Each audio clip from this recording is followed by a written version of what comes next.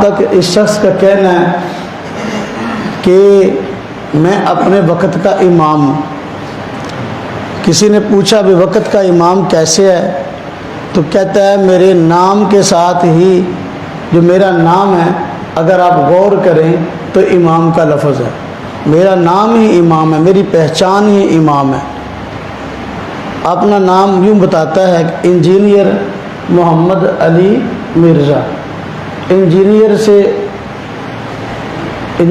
سے الف کو لیا، ہاں جی، محمد سے میم کو لیا، ہاں جی، اور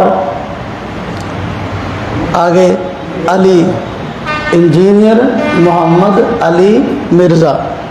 تو انجینئر سے آئی لے لی، محمد سے ایم لے لیا، علی سے اے لے لیا، اور مرزا سے پھر میم لے لی، اور کہتا ہے میرا نام ہی امام ہے اور میری پہچان ہی امام ہے، اس لیے کہ میرا نام انجینئر محمد علی مرزا ہے، کہ انجینئر آئی، محمد سے ایم اور علی سے اے اور مرزا سے ایم، کہتا ہے اب دیکھو اکٹھا کرو تو بن جاتا ہے امام۔